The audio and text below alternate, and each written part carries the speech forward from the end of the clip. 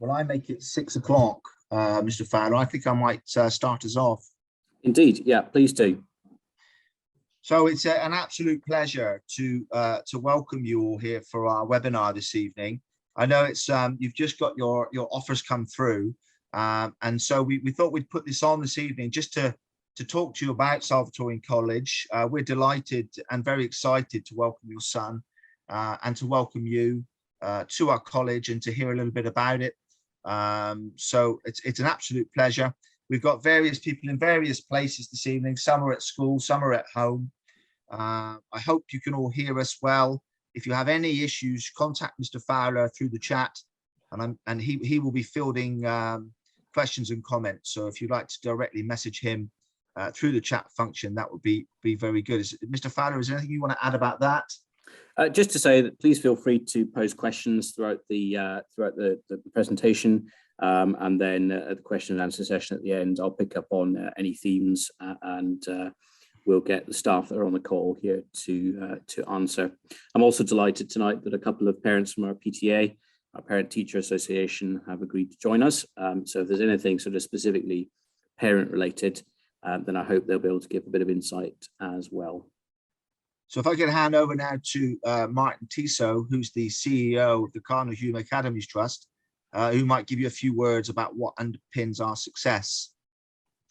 Well, thank you, Mr. Bryant, and parents and boys in Year 6. I'm absolutely delighted to see so many people online this evening. And the Cardinal Hume Academies Trust has been supporting Salvatorian College since 2017.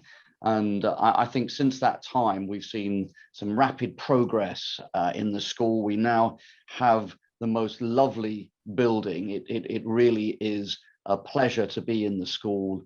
I'm sure you've had a chance to go around and see the school. The facilities are really second to none and are conducive to outstanding work as well as play and the general all-round development of our pupils. And one of the things I think that's the cornerstone of improvements and success is the fact that we have outstanding behavior by our pupils. We really encourage our pupils to be the best that they can be, to show that they have good manners, that they respect each other, and that they always work hard and with attention to what the teachers are saying, always displaying good behavior. And I'm sure if you've been around, you've seen that. We want our pupils to be good ambassadors for us.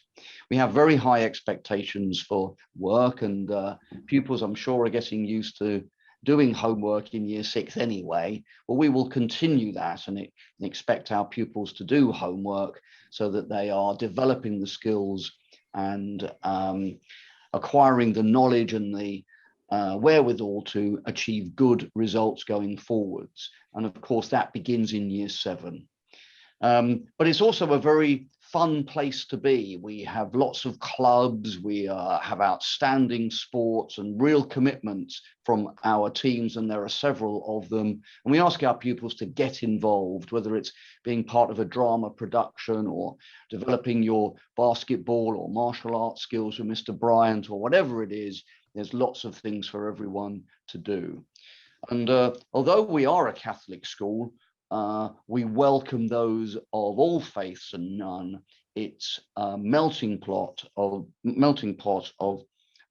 pupils with diverse backgrounds that come together in a respectful, spiritual way to think about others. And certainly I'm delighted the way that our boys have rallied around whatever causes, some of the causes that they think up themselves, and they show us that they don't just care about themselves, but they have a wider care for those in the community.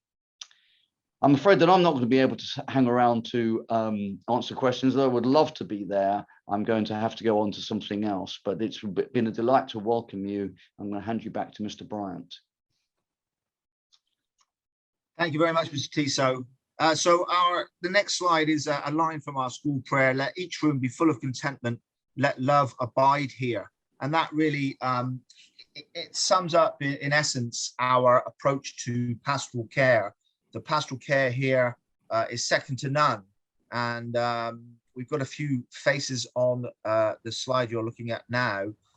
You've got my ugly mug there, Mr. A. Bryant, Mr. Alan Bryant, and then you've got Mr. Coker, who's Deputy Head for Behaviour, Ms. Shamash, who will be Head of Year 7 next year, and she's really the glue that sticks everything together for our transitions, and you'll hear more from her in a second. We have Mr. Cooper, who's our safeguarding lead and assistant head teacher, Mr. Evans, who's in charge of teaching and learning and curriculum, and also assistant head. I think we've got Miss Kilroy here today as well, and also there Mr. Fowler, who's in charge of our admissions, and you'll be hearing from all of them. So Mr. Coker, I wondered if you'd like to talk through a little bit about our pastoral care and how we look after our boys, and Mr. Cooper as well, you might want to jump in. Good evening, everyone. As Mr. Bryant said, pastoral care is at the centre of our operation, not least in major part of our curriculum. Obviously, our aim is that we ensure the physical and emotional welfare of our... Mr. Coker, just to jump in, I think we've lost your sound. You've lost your microphone. Perhaps I could jump over to Mr. Cooper just to talk a bit about safeguarding and welfare, and then we can come back to you, maybe try disconnecting your camera and microphone and connecting again. Yeah, thanks, Mr. Fowler. Good evening, everyone, and welcome. I'm the safeguard lead of the school. I've been here for a few years now, and I think this is my 5th year as safeguarding lead, but we look after the pupils through PSHE curriculum. We have a double period of PSHE and RSE every 3 weeks, and that focuses on all of the areas that are a priority about staying safe online, how to look after your mental health and well-being. But our boys are very, very good at participating and contributing to those types of discussions. We've just had our LGBT Focus Month, and online safety will always be a part of our education and our pastoral ethos. Of course, we have the Catholic underpinnings and the moral guidance and global values, political understanding, financial understanding. It's not just the core curriculum that we deliver. We try to develop the individual, all-round individual, so they can make a positive contribution to society and be leaders of good influence when they leave Salvatorian College. Thank you, Mr. Cooper. I don't know if you're back, Mr. Coker. I think Mr. Coker's still not back, so maybe you could talk about behaviour. Certainly. I mean, we pride ourselves on our behaviour here. Boys will be boys, of course, so there's always going to be something at some point, but the fact that our boys are so well behaved is what really stands us out from other schools, I think. We had a recent Ofsted inspection, and they commented that they saw no low-level disruption in the school, which was a very, very, I'm very proud of that. And it enables the boys to get on with their learning, because we have such high expectations. I think the boys don't really think about misbehaving because they know that they're here to get a job done, which is to get on well in their lessons, to get really good outcomes at the end of their GCSEs, to be a well-rounded individual when they leave school. And so, you know, along with our Catholic ethos of caring and love, the behavior really does underpin what we do here at the school. Our next slide is another line from the prayer. Remember this: many hands build a house, but many hearts make our school. And that is about our community. You're not just joining a school, you're joining a community with the best interests of your son at its heart. We've got Miss Kilroy there, who's our assistant Senko and takes responsibility for SEND. She runs a safe space for the boys if they're feeling anxious or worried about any worldly issues, particularly at the moment with Ukraine and the issues there that are very sadly unfolding. She has had a few boys come to her. So we will look after our boys in a supportive way. That's just one example. We've got a circle of friends where the boys can go along if they're perhaps a little bit more vulnerable, to play play games and have a chat at lunchtime with people who will listen and support them. There are peer mentors who are assigned in the older years to look after the younger boys. So really it is a community of love and support. And of course, we're in partnership at Salvatorian College with the Cardinal Hume Academies Trust. You met Martin Tissot at the beginning of this webinar, and he is CEO of the Cardinal Hume Academies Trust, which is the third highest performing multi-academy trust in England when you take the progress measure. That's out of 102 multi-academy trusts, and the most successful Catholic trust in the country, based on progress. And we're very proud of that. We work in partnership with that. We're able to sort of share functions across the trust, to have trust leads in areas such as curriculum or within subjects who offer support to the school, and we're able to really thrive on a culture of excellence, a community of excellence, and it's a real strength of our school. Next slide, sir. Oh, sorry, we've got more. Sorry, I apologize. Go back. We also have our alumni of former pupils. I should have mentioned also we have PTA here, don't we? At the moment, some of the PTA who offer great support in our community and are a driver for us. We've introduced that this year. We also have St. Joseph's Church just on our doorstep. And so the boys are able to get into Mass regularly, and with all the other community activities that are involved in that. The Dea Duce Foundation, as part of our alumni, supports our boys financially. And if there are any initiatives that don't necessarily come under the remit of a school budget, they have offered some very, very interesting things for us. Mr. Fowler, could you give some examples? Yeah, of course. So the Dea Duce Foundation was established just a couple of years ago by one of our alumni, one of the former pupils of the school. And in fact, all the trustees are either former pupils or friends of the school. In its first year, it raised over £80,000 to support the work of the school, amongst other things. And there are some very exciting plans in the pipeline. We're looking to replace our minibus this year, and that will be part funded by the Dea Duce Foundation. They're raising money as we speak for a multi-use games area, a 3G pitch in the playground, and really have incredible ambitions for the school. You'll see a picture later on of our activity studio, which is one of the new spaces in the school. And the Dea Duce Foundation provided a very generous grant of around about £15,000 to furnish it with some sort of state-of-the-art, really, fitness equipment. So, you know, it's not just the school here. We have a wider community that are very generous and supportive. And obviously one day, we hope your sons will be part of that bigger family. It's one thing I think that marks us out as a school, that former pupils retain really strong friendships and strong links with the school. And we do very much hope that your son will form part of that wider Salvatorian family. Thank you, Mr. Farrell. That moves on to the next slide in terms of the resources we have. We remember with gratitude all that's been achieved in the past years. And of course, recently we've been working towards the building of our £25 million new school building, open fully in 2021. And we've been making good use of it since. Quite a number of clubs and organizations are using our facilities now. The four-court sports hall that you can see there on the slide.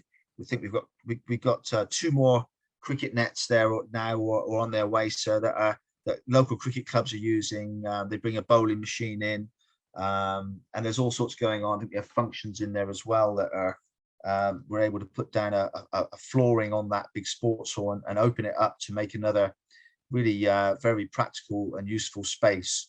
It is a beautiful sports hall. If you haven't been yet for a tour of the school, we'll talk about how you can do that later on, but we'd love you to come and have a look around at that. We've got a very, very beautiful Francis Jordan Hall, which is the rake seating you can see there, collapses back into the wall so it can be opened up as a large space. And then that you can see some a tall white door on the right hand side. That's a folding panel system that can close the space off. So the drama room can either be an open theatre or an enclosed space for drama lessons with a full lighting rig and sound. So really state-of-the-art facilities. I think there's just a few examples of them there.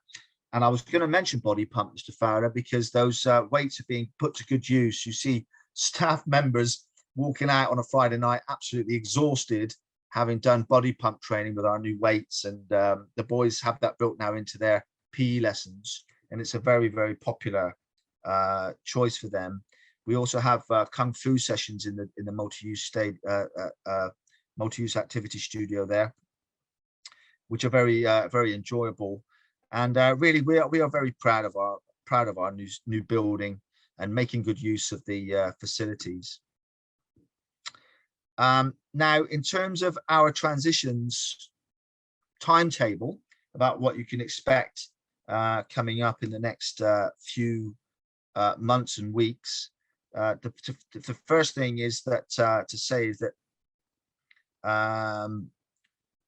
there are some tours available and open mornings. Tours are available pretty much any time. All you need to do is contact the school, and if I'm available or if Ms. Shamash is available, we'll show you around and show you the school as it is. But on Monday the 14th and Tuesday the 15th of March, we'll get some of our student ambassadors, some of our students, to show you around the school, and we'd invite you to make appointments to come in and see us on those days. But as I said, more informal tours are available anytime you'd like to just contact us to do that. And then we have a transition day. I think the whole of Harrow, their transition day is Wednesday, the 6th of July. Ms. Shamash, perhaps you'd like to talk about that. Yes, good evening, everyone. I haven't properly introduced myself. I know I've spoken to pretty much all of you over the phone these past few days, so I'm sorry that you have to see me again. I did have some really, really good conversations with you, and I know that as parents, I spoke to you, but I didn't really get to speak to the boys. So if the Year Sixes are on here, I just want to say hello. I will be your future head of year, and welcome. Now, you will be coming to a transition day on Wednesday, the 6th of July, and it is a very, very exciting day. I have been touring parents for the past few days, and a lot of the students actually said to me who are coming in, I don't know anyone, I'm worried I'm not going to make friends. And, you know, for as long as I've been head of Year 7, I hear the same things, I have the same conversations year on year. With students, you know, feeling nervous. And what I say it's completely normal.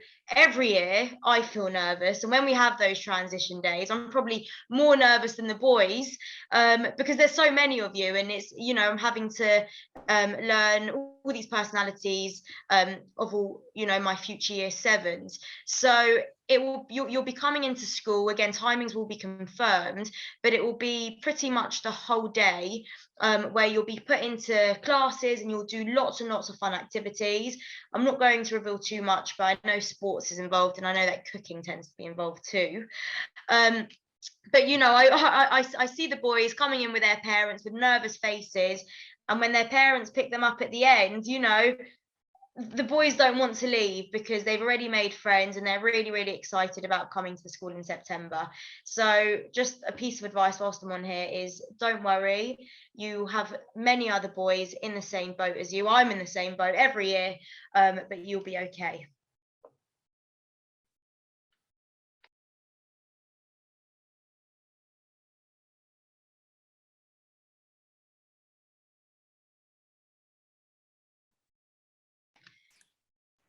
Mr. Bryant, I think you're still muted. Goodness me, you'd have thought I'd been used to this. What with remote learning. Mr. Evans, would you like us to talk us through summer school, if you can hear us? Yeah, good afternoon, everybody. For the last few years, we've been running a summer school, and last year we offered it out to our Year 6 transition, so our future Year 7s, and we're glad to sort of say that we're going to be doing this again. So the first week of the summer holidays, we're going to be doing a 5-day summer school, where the students will get a taste of what school life is like, with some of their new teachers, a chance to make friends, like Ms. Shamash said. It's a lot of fun. There isn't just sort of curriculum time. There is games and fun things, and hopefully we'll get to run a trip. I know that sort of last year we didn't get quite to do that, but we're hoping to plan a trip out as well. It's a really good opportunity. I've been part of doing these summer schools for years, and it's a really nice way to introduce year sevens to the school community, get them to meet teachers. And it's and sort of for me, who doesn't necessarily teach year 7 every year, it's nice because they build those relationships with their friends and teachers throughout the school, and it's a wonderful opportunity. So that will be going ahead this year as well. And I will be sending out some more information that in due course. We do limit the places, unfortunately, just because of the capacity. So it will be on a first come, first served basis, but I will be sending out more information about that in the near future once we've firmed up our plans. But you can put the dates in your diary now. Thank you, Mr. Fowler and Mr. Evans. Before we move on to any questions, is there anything any of my other colleagues? Oh, hello. So, Mr. Fowler, can you read that out, please? I'm struggling to see what's being written in the chat. Thanks very much. I've just had a comment actually from Yimika, who's one of our PTA members. I don't know. You're welcome to unmute yourself, Miss, if you're there. Okay, say something about summer school. Yeah, no, can you hear me? Yes, we can hear you. Yeah, so my son is currently year 7, and he was very nervous about going for summer school. But honestly, it was probably the best thing that I did, making him go for that, because he made formidable friendships and he got used to the building. So day 1 was not as daunting. So I highly recommend it. That I know it's 5 days, but it's definitely worth it. Thank you very much. Very good, and obviously free childcare as well for everybody Exactly. for those 5 days. So yeah, don't book a trip abroad. We're not going to keep them during the evening. Anyway, right. So, Mr. Fowler, I think we're on to any questions, unless we've got any other comments that any of my colleagues would like to make first. Miss Kilroy, I'm aware that we haven't spoken with you yet, but I think Miss Kilroy has had a problem with her microphone, so she's struggling to unmute herself. So okay, so maybe she could respond in the chat if we need her to. Yeah, so if we could move on to questions, unless there's anything my colleagues would like to ask to add. Just like to jump in and just say that that 4th point there, induction day. That is the first day of term in the new year in September. So Tuesday, the 6th of September will be the first day in school in the new year for your sons. So make sure that's in the And diary. the boys come in on their own for that day. There's no other pupils in school. They come in on their own, and they've got their own playground, actually, the year 7s, just to sort of give them a little bit of their own space away from some of the bigger boys. I'm 6'2", but we've got boys bigger than me. But they are gentle giants, believe me, but sometimes it can be a bit overwhelming. So we do have their own playground. And then Ms. Shamash, what else do they do on that day? Yes, so they do a variety of activities, you know, icebreaker activities, making friends. The boys on their first day are actually given a buddy, and that's a boy who they'll be going around with the whole day, so that no one in the whole of year 7 feels like they don't have any friends, because they'll always go back to that buddy. You know, if they get lost one day, or maybe they're struggling with their organisation, their buddy is there to help them. Eventually, they may have a lesson, one core kind of curriculum lesson, but the majority of the day, you know, will be icebreakers, settling in, touring the school, and getting to know your form tutor, who is going to be someone who you're with every single morning. And they are, you know, your first port of call. If you've got any problems, any concerns, your form tutor is, you know, your person, someone who you'll probably, a teacher who you'll know best in the school. So that's who you'll be staying with during the icebreaker, getting to know activities. Thank you, Ms. Shamash. So then we've got some videos on our YouTube channel that you can have a look at as well to give you a flavour of the school. If you get a moment, I would suggest you just have a look at that. I think, Mr. Fowler, we're going to be putting this up as well. So if you've missed anything, I'm not sure. Yes, if we're gonna... this presentation will be recorded. So if you've got friends who perhaps couldn't make it tonight, or you have any friends who perhaps haven't got their first choice school and you think this might be a good fit for them, please feel free to share the webinar with them. It will be put up on our YouTube channel. Mr. Evans just raised his hand. Mr. Evans, is there anything you want to add? Yeah, just a quick thing.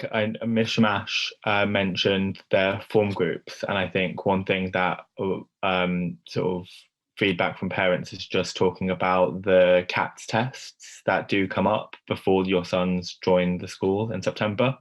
So there will be a Saturday that will invite the students who have been allocated places a chance to come in and do what's known as a CATS test, and that is part of what will help us decide what form classes the students go into. So it's a really important day. Obviously, we also will use data that we get from primary schools, so sort of the Key Stage 2 results and what internal data they send us. But that CATS day, there's a computer cognitive ability test that we run. We also do a reading test, so just to find out the students' reading ages. But those tests on the Saturdays before the boys join are very important as well. And then the idea being that while they're at Salvatorian College, they make really fantastic progress from whatever their starting point is. The aim is that they all make really outstanding progress during their journey here. Okay, so we can open up to questions. I think we've already had one, Mr. Fowler, about music lessons. Yes. Oh, right. Okay. So yes, we do have music lessons. We have peripatetic music lessons. Mr. Fowler, what instruments do we offer at the moment? Yeah, so we subscribe to the Harrow Music Service. So I suspect many of your sons already will be learning instruments at primary school. Most primary schools should be down there in the back. In the Harrow Borough. Oh, who have we got? Somebody unmute. Down here. If you could mute, please. I don't know who that is. I think it might be Miss Toolan. Do you mind mute? That's it. Thank you very much. Yeah. So if your sons are studying music lessons at primary school, almost certainly that's with the Harrow Music Service. And the great thing about that is they will continue, possibly even with the same teacher, into secondary school. At the moment, we have lessons in strings. We have violin, cello in strings, in woodwind. We have saxophone and flute. We have guitar, both electric and acoustic. We have percussion, drums. We have keyboard, piano. We have brass as well. So we've got some trumpet students. And really, we are very happy to be flexible. So if your son has a slightly esoteric instrument, I know I learned one at school. I learned the bassoon, which not many people learn.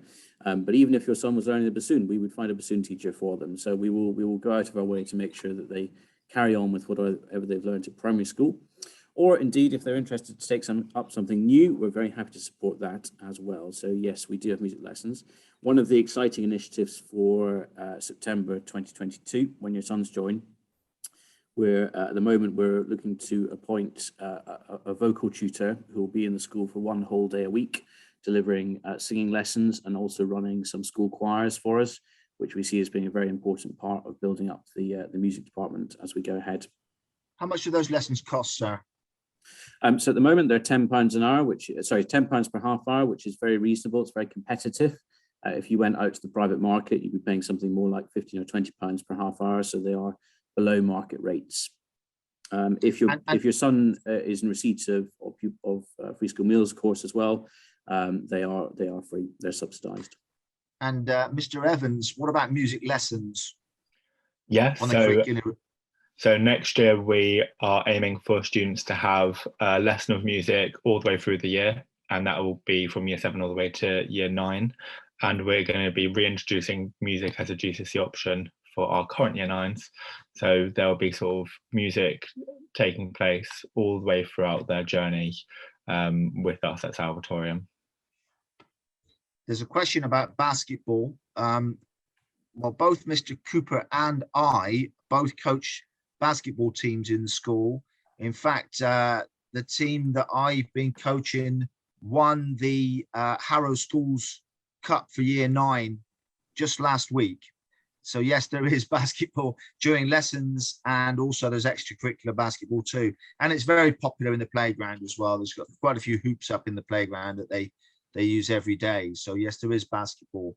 In terms of transport, Mr. Bryant, can I just add on to that the sort of range and diversity of extracurricular sports clubs that we offer? We have, we're actually volleyball champions as well of Harrow. We have a teacher who is very experienced in volleyball.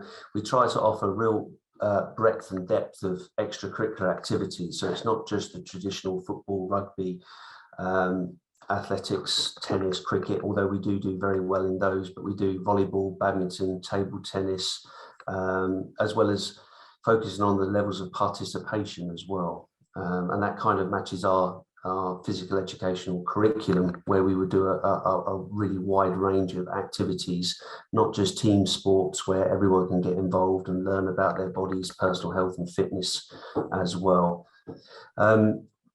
Whilst we're on this, because it's a question that usually crops up, you know, what trips do we run as a school? So it's not just sports activities. There's a huge range of trips. We have just for example, this term we've had a drama trip to watch The Woman in Black. We've got some Key Stage 4 people going to a poetry seminar as well. But we have a Wider Horizons week in the end of the first half term, just before October half term, which is almost a collapsed timetable for activities to be run, and they can involve trips into London to museums, to specific events and activities. That we went to the Snow Dome, for example. We have a ski trip running next year for the senior pupils, which we'll be able to offer you at a later date as well. There's geography field trips, history field trips, all tied into that Wider Horizons week. So it's something to really look forward to after your first half term here. I personally went to the National Gallery twice that week. I took them to archery, orienteering. We had Macbeth Theatre come in and do a performance and play. There's so much going on in that week. RE retreats. It's a wonderful, wonderful week, and there aren't many schools that do it, collapse the whole school timetable, and do what we do with that. So it's very, very exciting. You missed off Kung Fu, sir, and you missed off body pump. There's all sorts going on. There really is. There's a lot happening. We've had. Can I just highlight two questions? Are sort of connected, sir. Yeah. The first one is an excellent question that's come in. And it refers directly to the last published Ofsted report in 2017.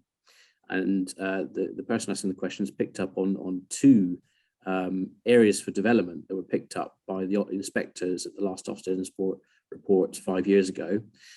One was that at that time, actions to address progress of pupils weren't specific. And the second is that there was staff turnover, which had impacted on learning quality, particularly in mathematics. And could you perhaps pick up on how that's changed in the last 5 years, sir? Thank you. Well, Mr. Evans, perhaps you'd like to pick up the progress, mate, how we've improved progress in the school. Yeah, sure. So after that Ofsted, we came in 2017, myself, Mr. Bryant, and a few others. And one of my main tasks was to oversee the data of the school and obviously the tracking that comes with that. We did a great job of training up our teachers, especially our middle leaders, to understand the needs of certain groups of students. So looking at SEN, looking at different prior attainers, those that are recipients of free school meals, and the impact that had was really good. One of the main things that we do in Year 11 is we offer all Year 11s additional lessons after school, compulsory lessons. So a period 6, so Monday to Thursday, they continue their learning, and by doing that, we are sort of really pushing and developing those students to achieve more. And in the 3 years that we had published results, you will see that our progress scores were outstanding. They were 0.5 and above. So I think last time that there were published results was in 2019, and we got 0.48, which is well above the average. And so in terms of progress, that is something that has improved over the last 5 years. In terms of staff turnover, well, I think the schools had its ups and downs in the past, but I think we're in a place now where like Mr. Bryant talked about, the school community really has had a massive impact, and we haven't seen very high staff turnover in any subject in recent years. In fact, the only reason that people want to leave, sort of have to leave our school, is if they're moving away from us. So physically, geographically, moving away from the area. So we've had teachers sort of go back to Australia and things like that, and they're always really sad to go. And I think that shows sort of what kind of school we are, really. And when there are gaps, Mr. Evans, we've got the support of the Cardiff Human Academies Trust as well, so that, you know, various teachers here. Mr. Evans was a maths teacher at one of the other schools. So if there are gaps, we're able to fill them very, very quickly and efficiently with very, very good teachers from across the trust, because obviously those schools, they want to develop themselves and get experience in different settings, and so we're able to offer that. So I hope that helps answer that question, and thank you very much for that. One of the other things I think that probably ties into the answer to that first one about the really outstanding progress that students make here is the provision of additional learning. I think it's one of the things that sets Salvatorian College apart. We have an enormous programme of additional tuition, so beyond the school day. So our school day is 5 periods, that goes on to period 6. Which is additional teaching, and also Saturday mornings. I don't know, Mr. Evans, if you want to mention that briefly. Yeah, so right off the bat, we get our year 11s in, we get them revising. They come in on Saturdays, they come in during half terms. I've had the pleasure of being head of year 11 for the last 3 years, and sort of though they may drag their feet, the year 11s really do see the value in what we're providing to them, what the school's providing to them. And so the attendance is well over 90%. We have students sort of coming in in poor weather conditions and all these things, because they know that all the things that we do extra for them really do matter. And over the last sort of 5 years, we've seen the results just go sort of in the right direction. So I'm really proud of the progress that the boys make at Salvatore, and I think this current year 11 will probably be some of our best results ever. This fits in as well, sir. Just in terms, there's a question there about COVID and how we could help the extra for our pupils, and we do a lot of extra catch-up sessions for those boys. I teach a year 9 English class, for example. I think one of the parents there asked about, you know, how, what did you say? Because it was a rocky 2 years academically. So how have we helped out those boys? Yeah, so we have a COVID catch-up system, like sort of what we do with year 11s, but through Key Stage 3, year 7, 8, 9 and 10, we have additional math, English, science lessons, and some of the more creative subjects as well, offering lessons that run sort of like an intervention, but targeted. So they're small class groups targeted to sort of help those students improve in the areas that they need to. We have, after Christmas, we launched our year 10 sort of catch up, where students are sort of staying behind for period 6s and some Saturdays. So it's not as busy as year 11, but it's still very impactful. And yeah, we our staff are willing to do extras to help our students catch up, and I think that's an asset to the school. And I can't see this being an issue again, but certainly during the COVID, during the pandemic, our remote learning provision was second to none, and we had an external reviewer came in and said that really it was exceptional, and that we were there earlier than most other schools with our provision straight in, getting them learning online. So in fact, the gap wasn't that great for our boys, because we made sure that they were learning all the way through. And our staff were fantastic during the pandemic, honestly, the way that they responded, and as were the boys. I don't know if we do dodgeball. Mr. Cooper, do you do dodgeball in PE? That's a question that's come up. It does. We don't do dodgeball in curriculum time, and I know of some extracurricular dodgeball sessions. I don't think it's currently running, but why not introduce it next year? School starts at 8:30. We'd like the boys on site from about 8:30. We're open from 7:45 if they want to come in and have breakfast in the morning before school, or do their homework, or sit quietly. And then the bell rings at 8:50, and then they line up and they go into their form time or assembly. And then officially school day finishes at 3:10. But as you can see, there's an awful lot going on after school, and they can stay till 5 o'clock in our homework club if they want to get their homework done before they go home. Monday to Thursday, I think that's run. Can I just jump in, sir? Miss Shamash has got a hand up. I wonder if she wants to say something. Hello, sorry. I've just been looking at some of the questions, and I thought, you know what, I don't want any of these questions to go missed, and I can answer some of them. So someone has asked if there's going to be feedback from the teacher during the initial settling in period, and what the procedure is for you to talk to the teacher regarding anything. So yes, once the boys have settled in, it tends to be the 3rd week in September. Obviously, we'll give you a finalised date. We do have a parents' information evening, and what that is we invite all parents in for some snacks, and you get to meet your form tutor. You get to meet some of your son's subject teachers, and you know, feedback can be provided there. You'll also get to have a conversation with your form tutor about your son's CATS results, and you know how they are with regard to settling in. Now, the procedure for you to talk to the teacher, what I'd recommend is to contact the school office or admin. Now, I would like to think that I will speak to anyone. I'll always get back to you. If you have any concerns, any problems, I am just a phone call away or an email away, and I will aim to get back to you within 24 hours. So please, no matter how big or small the concern is, please get in touch with me, because, you know, I think it's so important when your child is settling in that we're all on the same page, singing from the same hymn sheet.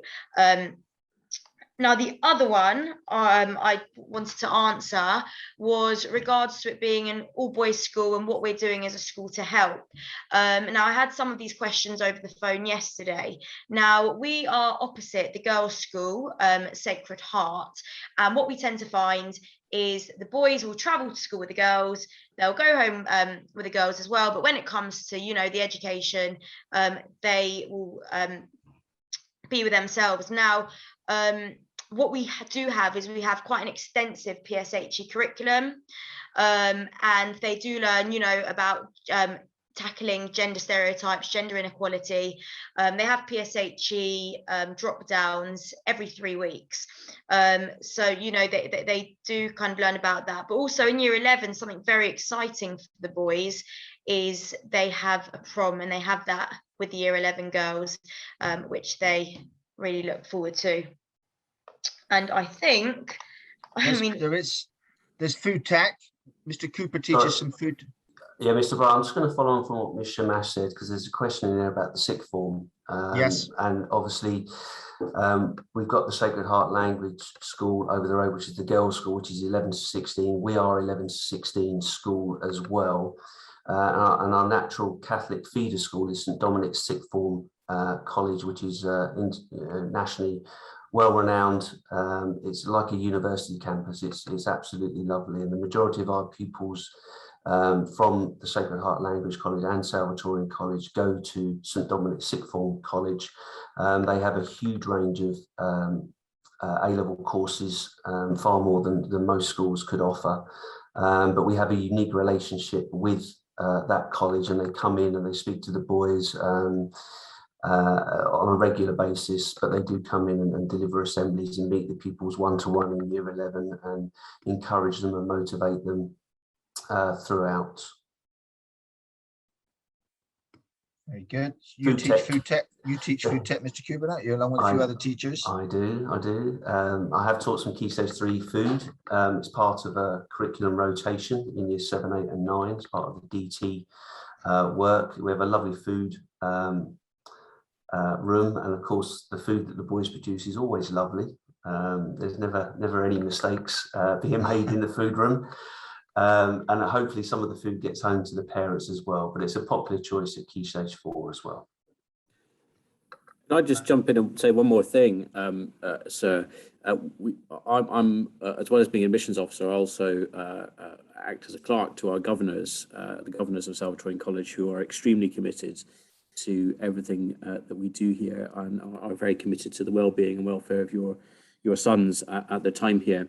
One of the things the governing board has done recently is to set up a committee looking at specifically at equalities, and it's really in light of some of the issues around the Me Too movement, and some of you probably will have heard press around everyone's invited as well, and it's a matter that the governors take extremely seriously, and on their initiative really. We have invited the founder of the Everyone's Invited website to come and present to the school, which is I think probably quite a brave step for a boys' school to take, but we think it's really very, very important that's really front and centre of what we do. That boys coming through Salvatorian College grow into to be respectful, polite young men when they leave us, and that commitment starts at the governors and works its way right down throughout the school community. Just a question about religion. So we're a Catholic school, but that we do teach all religions. In fact, Mr. Mash, you teach Samari, don't you? Yes, I do. And I was telling parents today that, you know, when in every single lesson, we have a moment of a prayer or reflection. And what I tend to do, and I know that other teachers across the school do this too, is because we encourage diversity and we have such a diverse range of pupils from so many different backgrounds, we use it as an opportunity for those students, you know, to come forward and to say, have a reflective thought. You know, some may be linked to their religion, some may be linked to, you know, just topics that are kind of going on at the moment, such as Ukraine. Now, whilst I've got the microphone, I thought I could answer a question about chess club. I actually run a games club every single lunchtime, Monday to Friday, and it's for those students who perhaps are interested more in board games rather than being outside playing sports. So that is Monday to Friday. We have quite a number of year 7s who do come in and they do play chess. They've created amongst themselves within that games club their own chess club. And the other thing, someone's asked if we get a binder when we're doing our subjects. Something else that has come up from parents through doing tours is that at their primary school, they're not given books. They write on paper and they have to kind of collect paper. The students here are given exercise books. The information of what they're going to be doing is sent out to parents. And I also believe it's on our website. So you can keep track with what your son will be covering. The other thing it says here, is there a prayer room for other religions? Yes, every Friday we have a quiet room for the boys to do Jummah prayer, which is very popular with our boys. If I could just jump in as the admissions officer, we as Mr. Bryant said, and various staff have said, it is a Catholic school, but not just for Catholics, as our mantra. And we reflect really the diversity of our local community. You know, Harrow is not a Catholic area. It has pupils and families from all sorts of faiths and backgrounds and from no faiths. And our pupil population is completely reflective of that. Around about 50% of pupils at the school are Roman Catholic, and the rest are a mix of all faiths and none. So we are reflective of the local area in that regard. So I know it can be a concern for parents when they ring up, but in fact, I don't know if any of the parents on the or from the PTA want to comment on that, if we have any parents on who are not Catholics? I don't know if anyone wants to jump in. Yes, hi, Mr. Fowler. It's Hi. Dimple. Hi. Hello, all parents. I am not Catholic faith. My son does attend the school, and I think it's a very diverse school that caters for all religions who go there. And I have not had any issues, and my son is in year 9. Yeah, that's good to hear. Thanks for that input. Thank you. Yeah, thank you. There's a couple of practical ones about transport. We don't have school transport, but we do make sure that the boys get safely onto the buses outside school. Every day there's 2 or 3 members of staff at least out at the front, making sure that they're getting off down the road if they want to walk down to the station, or catching the buses north or south on the high road. And there's a regular bus service in those directions. And we do use Show My Homework, which is Satchel 1. That is Mr. Evans. If you could answer that one, and a bit about class sizes as well, would you mind? Yeah, no problem. Yeah, so we use Satchel 1. So we expect that all teachers upload homework onto we show My Homework, which is the Satchel 1 website, and that is monitored. Sort of, obviously, parents will get a login for that. Pupils will get a login for that when they join the school. It's also really, really good. So that during the current times, during the pandemic, we've been asking teachers to put sort of slides from their lessons on there. So if anybody is missing for any reason, for whatever reason, they're able to catch up and just sort of follow what's been done in class. There's a couple of questions.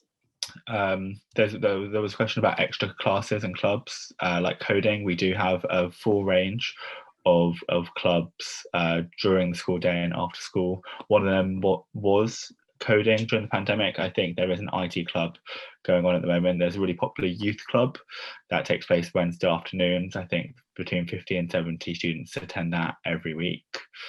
There was a question also about the additional classes that we run for year 11s and other students, about adding to their stress levels. Now, I'm very mindful as head of year 11 about sort of how much pressure can be sort of put on students during their time, and so we do take that into account.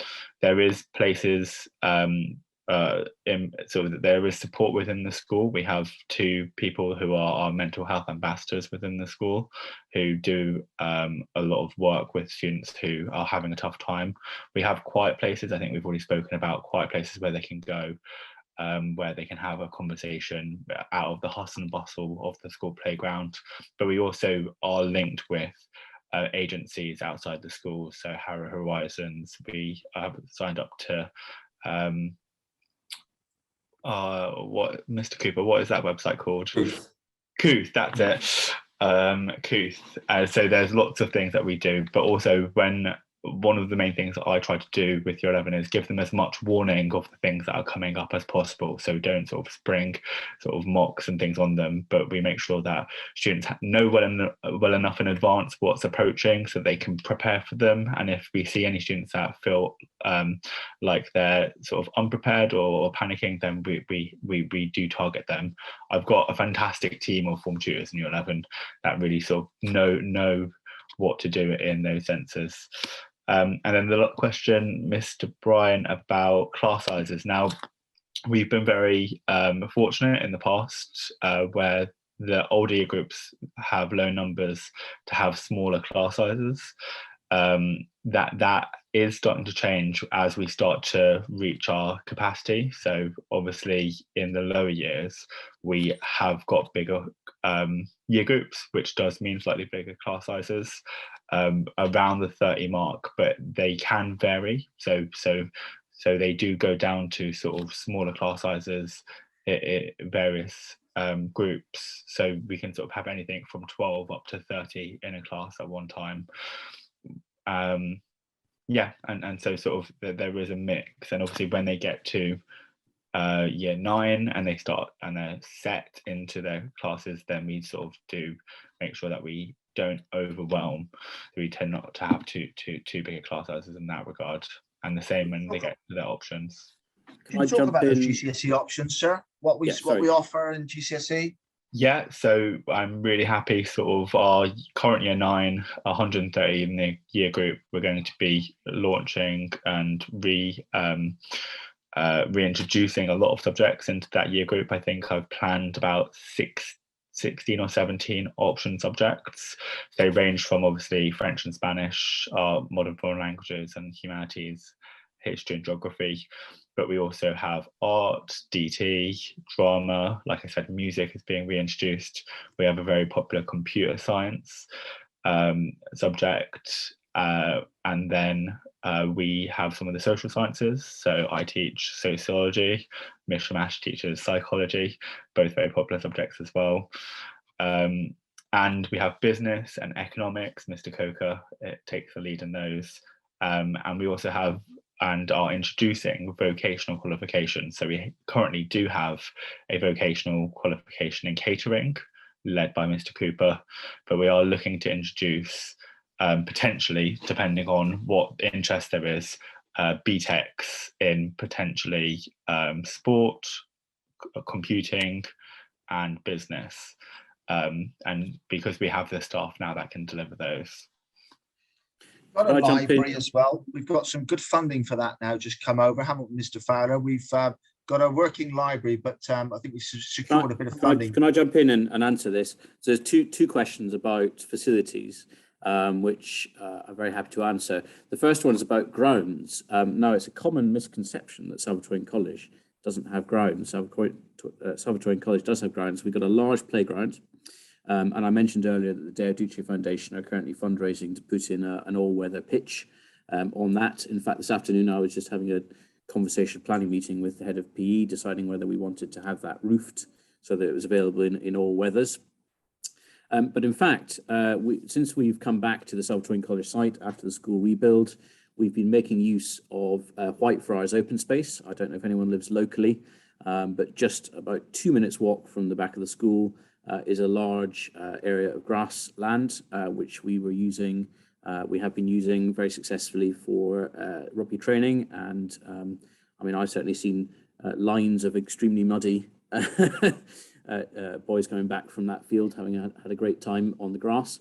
So we do have good grounds facilities for those sports pitches. And of course, in an extracurricular sense, there are lots of tournaments and fixtures with other schools across Harrow and more widely. In terms of the library, I was very pleased at a recent governors meeting just the other week that the governors have approved an investment of over £20,000 into our new school library. The work for that will be done over this coming summer holiday. So when your sons arrive in September, we will have really, I think, an exceptional facility. The library is very important to us as a school. It really is the heart of the school, to the extent, in fact, that we relocated it from where it was supposed to be to right on ground floor level off the playground, so that it's always available for pupils to come in and study, to borrow books, to use the resources there. It's very important to us, and it's reflected in the level of investment we're putting into it this year. As will be our chapel, which we're just building now in the centre of the school, getting that all refurbished up. So we've got the church, but also a chapel that the boys can use for quiet and reflective prayer as well. We have a question about breakfast club. It's not a breakfast club, so to speak, but we are open from 7:45, and the boys can purchase breakfast and sit quietly in the canteen or indoors and do some work. But yeah, there is no cost involved. We just open the gates at 7:45, and the boys are supervised and can buy breakfast if they wish to. Have I missed any of these questions? Mr. Cooper has his hand up. Just let him come in. Yeah, just a couple of little points there. The questions from the Q&A and the chat. The penciled in date for the CATS testing on Saturday is Saturday the 2nd of July. We will obviously write to parents and confirm all the arrangements specifically, but if you could pencil that into your diary, that'd be great. We do use Show My Homework for the setting of homework and sharing of resources.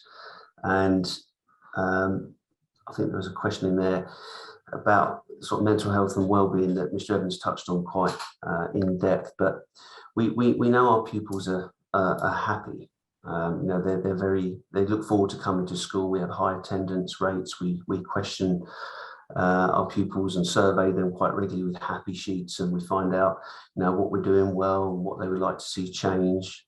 We have a school council that the pupils can contribute towards, and we meet regularly there. We have an Eco Warriors Club where we can contribute to the school environment and the community as well. So we're a happy school. We're happy staff, happy pupils who like to learn.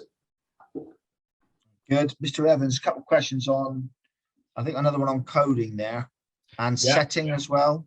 Yeah, so just to say, we teach computer studies in Key Stage 3, and that next year will be one lesson throughout the whole of Key Stage 3. And that does touch upon some aspects of programming. But like I said, there is the GCSE in computer science, and that is quite a difficult GCSE because it touches upon algorithms and programming and all those things. So that is taught as part of the curriculum at GCSE, programming, computer programming. In terms of setting and form classes, like I said, we have the students have their lessons in their form classes in year 7 and 8. Now, there is movement between those. So we do, once we have tests at the end of the term, Ms. Shamash and I will sit down and we'll look at if there's any movement that needs to happen.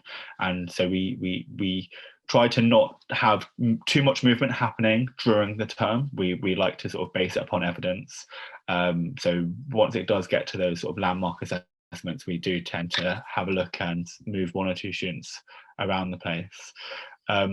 We do have really, sort of at Key Stage 3, we have excellent teachers who will make sure that the needs of the students are met. So whether that's differentiating, because obviously being taught in their form classes, there can be a wide range of ability no matter which form class you're in, and that's something that we do sort of really do well at in terms of Key Stage 3.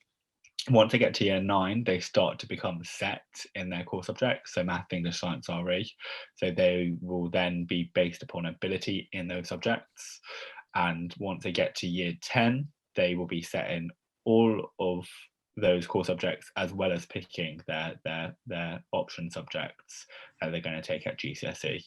So that's sort of how that goes.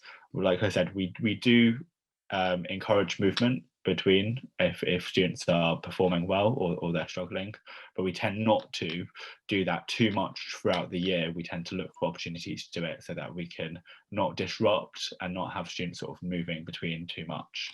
I hope that makes sense. Parent asked about transportation card. I think you mean probably they use their Oyster card, I think is what you're asking about there, on the buses. So the boys tend to use their Oyster cards. And there was a question about the testing. I think that's probably going to be likely to be Saturday the 3rd, I would think. Mr. Evans, is that about right, or is that not what we're doing? Mr. Cooper answered that before. He said before July. Did he? No, 2nd. 2nd of July. Saturday the 2nd of July. Oh, it's before summer, of course it is. Mr. Coker, I'm aware that you haven't said very much and you got cut off on your microphone. Is there anything you'd like to add? Because we've been going an hour now. Is there anything else you'd like to add before we go? Well, hopefully you can hear me. Oh, very well. Yeah, well, you're back. You're back. A belated good evening, everyone. As Mr. Cooper has said, the kids enjoy the school here, and I'm in charge of behaviour in pastoral care. I'm very conscious of the time. But basically, I did see a question earlier on about communication. Communication regarding pastoral issues is very swift, and we've got an open door policy here. But I look forward to seeing you in summer. And if there are any questions from a pastoral or behaviour point of view, please email admin and it'll be passed on and I'll get back to you.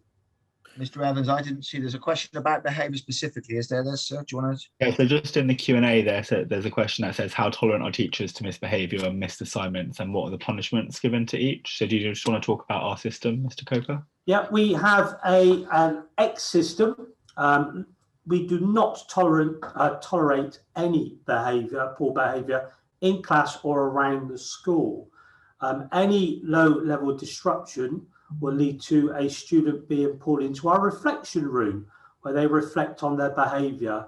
I have daughters, I've got 2 daughters, and I expect my daughters to be taught in a class which is calm, safe, and learning is of good quality. There are X's for pupils who do not do homework, who come in late and are not well organised in terms of having the right equipment. Sanctions are related and correlated to those X's. We do also have a Friday and a Saturday detention for pupils who persistently breach, but those pupils are few and far between. I think our attitude to behaviour is not one of zero tolerance, because that would imply zero judgment. We always will take into account circumstances of our boys. But as Mr. Coker said, everybody who comes to school deserves to go to school and learn in a place where there isn't low-level disruption stopping that from happening. And so although we'll understand individual circumstances, we certainly are quite a strict school, quite an old-fashioned strict school in many ways. But I think they're good values to have because the boys have the right to an education. We don't allow mobile phones in our school, for instance. I think there are quite a few schools who are going along with that principle, but certainly the schools in the Cardiff Hume Academies Trust have never allowed mobile phones in school because of all the issues surrounding them. We like our boys to grow up a little bit by the time they're in year 7 and become a bit more independent. And we find that a lot of the issues that our boys face are to do with the inappropriate use of social media and all the other things that come along with that. So we don't allow mobile phones. And behaviour is really outstanding in our school. I think that might be it. Mr. Fowler, have I missed anything? Right. I just wonder whether we ought to just as we come to a close. I appreciate it's now gone 7 o'clock. Just to give the last word to the couple of parents who are on with us this evening from our PTA. Maybe just to give a brief summary of their experience, and maybe just to calm your fears and to put your mind at rest about the transition process. I don't know if anyone would like to jump in. I was going to try and get Midday my son to say something, because I'm trying to get him to come down because I think the best person to hear from is the current year 7, but he's a bit shy. So Midday, let's see if he'll come and say something, because I think that would just will help. Come, Midday. That's his sister, encouraging him. But you're happy with the process yourself? No, I am. I mean, I love everything. One thing I can say for me is I'm a Christian, and it's been very difficult to get him to know of the Lord's Prayer and all the things that I know of heart. And since joining, and he's only been there, year 7, he knows all these prayers, and I love that. I get him to pray for us in the evening and stuff like that. So for me, I love the strictness of the school as well. So I'm very, very happy. Can we do something? Very good. Ms. Trim, is there anything you'd like to add? Yeah, I'm really happy with the school. The teachers are really nice. They support you and there for you, and are there for you. Good lad. Anybody else want to have any more comments?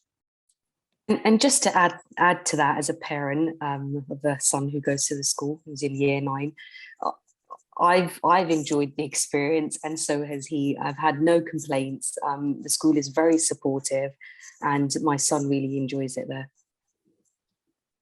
Ms. Toolan, you unmuted there for a moment. Hello.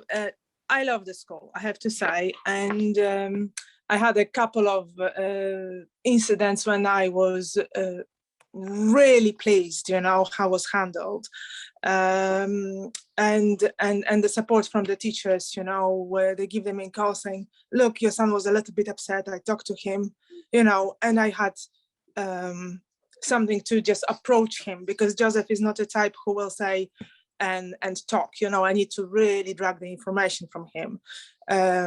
So I am very pleased. I really think that was the best choice.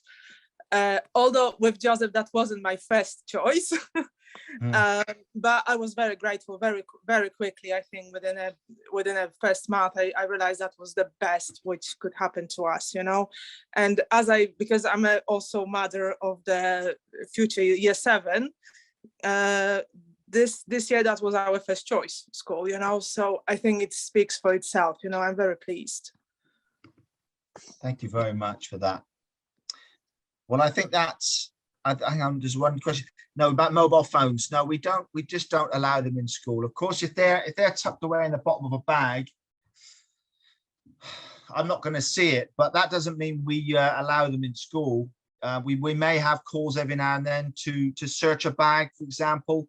So if they're found, they are confiscated because they're not allowed in school. We just think that mobile phones cause so many issues that the benefits don't outweigh us not having them in school. So we don't allow them at all. So, and we don't let them put them in lockers or anywhere else. No, just to answer your question there. Okay, I think that is it. Any other points just before we close off? Yes, just from me. Thank you to everyone who joined this evening. I really want to encourage parents and pupils. If you haven't yet seen the school, please do come along. That's if you want to arrange an appointment with myself, Mr. Bryant, or if you want to come to one of our open mornings. You can get a feel of a school, but when you actually go into the school, you get a feel of it so much more. So please do come along. It's been a pleasure seeing you all and a pleasure having you and joining us here this evening. Thank you very much, everybody. Thank you to the staff for giving up their time to speak to you as well. So have a lovely evening and hopefully we'll see you all very soon.